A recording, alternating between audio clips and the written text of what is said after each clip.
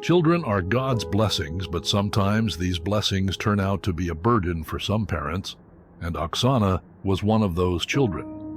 Well, suppose you forget your baby in the cold weather under the open sky with no one around. If I am right, shivers may have run down your spine. In today's video, we will spotlight an abandoned toddler who was rescued and raised by feral dogs. This video might give you heartbreak, so let's start without any delay. But before that, remember to subscribe to my channel and hit the bell icon. The story of Oxana Malaya is nothing short of shocking. A little girl who was once cherished by her parents was now left alone in the cold with no one around her. Hence, abandoned by the very people who were meant to protect her. She struggled to find comfort not in a loving home, but in a kennel with dogs.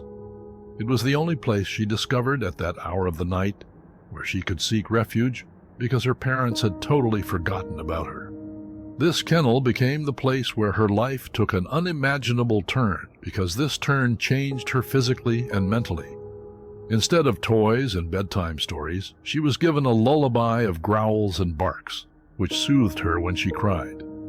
Despite having no blankets or sweaters, she gained warmth from the fur of dogs, who became her family for the next 6 years and proved to be more loyal to her than her parents. You cannot picture the whole scenario, can you? A tiny child, barely old enough to understand the world, crawling into the kennels, seeking warmth in the bitter cold of a Ukrainian farmyard. Her parents, who were lost in a mist of alcohol and were too drunk to care for their little daughter, drastically left her to fight alone for herself. At that moment, it was the dogs that saved her. They didn't just give her shelter, they gave her a sense of belonging, a pack to call her own. Therefore, in return, Oxana became one of them. Over time, something astonishing happened. She became a dog in a human's skin.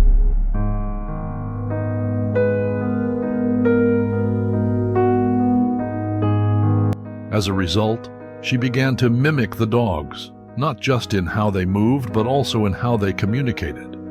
Barking replaced words, crawling replaced walking, and the lines between human and animal began to blur. Just like other animals, she also had to battle this fight of nature versus survival. Hence, for the next 6 years, this was her world. There was no human interaction, no one to tell her stories or tuck her in at night. Her life and identity were entangled with the animals she lived and ate with. Astonishingly, the impact of the environment was so strong that her gut also settled according to the things she was eating. At last came the day of discovery, when Oxana was finally found, but sadly, till that time, she was more dog than a child. She growled, barked, and ran on all 4 limbs. Her behavior put doctors into shock, and her case became a subject of great interest to the world of science and the human psyche. Only one question took over everyone's brain. How could a child, a human being, lose so much of her humanity? What could drive someone to act like an animal? Within a short period, scientists were able to find an answer, but it was both simple and tragic. The answer lies in only one word, which is negligence. It wasn't just the physical neglect that scarred Oxana. It was the complete lack of human contact, which actually made a human to be human. The years she spent in the kennel had left strong and everlasting effects on her development. At 8 years old, she totally didn't know how to behave like a human. She didn't use her hands to eat. Instead, she would lap up water like a dog. Socially and emotionally, she was frozen in time. The damage was quite severe and critical, and it would take years of therapy just to help her regain an impression of human behavior. However, time flew with the speed of light. And fast forward to 14 years when Oxana was 22 and found a special care home where she was kept under intensive care. By then, she had come a long way from the feral child found in the kennel, but the wounds never healed. Remarkably, within a decade, the inhumane human learned to speak and to communicate some feelings. However, her development was far behind that of her peers. The doctors who worked with her from the beginning remember her transformation vividly and mark it as their and Oxana's success, because when she first arrived, she was more animal than human. But after several months of care, a change began to occur. Her first milestone was that she slowly started to engage with the world around her. However, certain triggers would bring back her animalistic behaviors. For example, loneliness would cause Oxana to revert to an animal.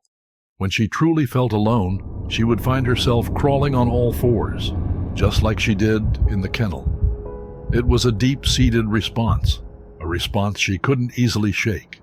In dark moments like that, the years spent with the dogs seemed to come rushing back. Apart from all this, it was an incident that raised the age-old question of nature versus nurture. This question asks whether we are shaped by our genes or if our experiences and environment mold us into who we are. Oxana's case is a striking example of how surroundings can intensively influence a person. Left alone with the dogs, she adapted. Hence, it became a matter of survival. The dogs gave her love and protection, and in return, she learned to behave like them. She scavenged for food, ate raw meat, and communicated through barks and growls. To be honest, Oxana wasn't alone in this tragic phenomenon. History has shown us other cases of feral children who, through negligence or isolation, were forced to grow up without human traits. In the 1930s, American scientist Winthrop Kellogg conducted an experiment with his own son and a chimpanzee. He wanted to see if the chimp could learn human behavior by living alongside his son. Shockingly, while the chimp did pick up some traits, the real thing that amused Kellogg was that his son began to imitate and act like a chimp. He whooped, yelped, and even began to walk like a chimp. The experiment was cut short, but it demonstrated just how open young children are to their environment and how quickly they can adapt to the happenings that occur around them. History didn't stop here, but amused us with more worst cases. The most haunting case of all time was that of Jeannie Wiley, who was found in the 1970s. According to the reports, Jeannie had been isolated for the first 13 years of her life, strapped to a potty chair by day and chained to her bed by night. She had no exposure to the outside world, no chance to learn to speak, and no one to love or care for her. When she was discovered by the authorities, she was like a newborn, unable to walk or talk, trapped in a body that had aged without growing.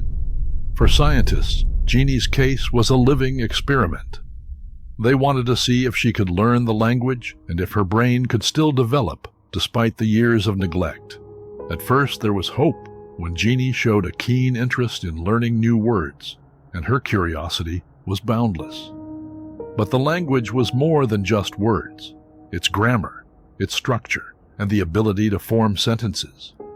Hence, Jeannie struggled here, as this was beyond her understanding. Though she learned hundreds of words, she never grasped the ability to form them into meaningful sentences. It was as though the critical period for language development had passed her by, leaving her high and dry in a world she could observe but never fully engage with. Hence, the tragedy of Jeannie's story didn't end there. After spending years in foster care, she was eventually returned to her mother, back to the very home where she had been abused to a severe extent.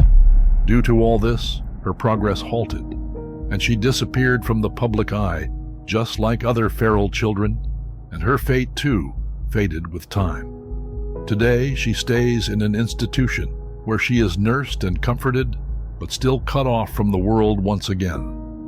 The cases of Oxana, Jeannie, and others like them offer scientists a glimpse into the human mind and into the way our brains develop and adapt to the world around us. However, these insights come at a terrible cost, because a child's mind is like clay and can be molded into any shape. Hence, the parents are advised to take care of their child's optimistic environment alongside their nutrition. However, these children were robbed of their childhoods, their potential stunted by the cruelty of neglect. Oxana, despite everything, had shown a remarkable ability to forgive those who did unjust to her when she needed them the most. 14 years after being rescued from the kennel, she decided she wanted to meet her parents. It's hard to imagine, isn't it? After being abandoned and left to freeze in the cold, she still wanted to see them. The bond between parent and child is a powerful one, even when it's been broken in the most horrific of ways. Her father, Alexander, agreed to the reunion. He traveled 350 kilometers to see the daughter he had once left behind.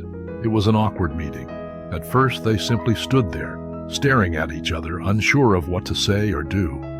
But slowly, the ice glaciers between them melted away, and they inched closer, and the gap between them, once as wide as the years they had been apart, began to close. This scene pulls at your heartstrings. After all the pain and suffering, Oxana still wanted to reconnect with the man who had abandoned her. It is evidence of the steadfastness of the human spirit, of our native desire for love and connection, even when that love has been withheld. The world will never truly understand what Oxana or Jenny went through in those years of desolation and isolation. But one thing is clear: they survived and endured. In the face of unimaginable odds, Oxana still found it within herself to forgive all that happened to her. In a nutshell, the question isn't just about nature versus nurture. It's about something deeper, something more primal. It's about our need for connection, for love, for family.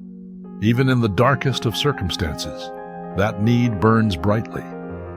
Food is for I March. When I was small, the dogs were breastfeeding me like this, and later they brought me, like when I was bigger, they brought me what people gave them, and they shared it with me. I wasn't scared of them at all.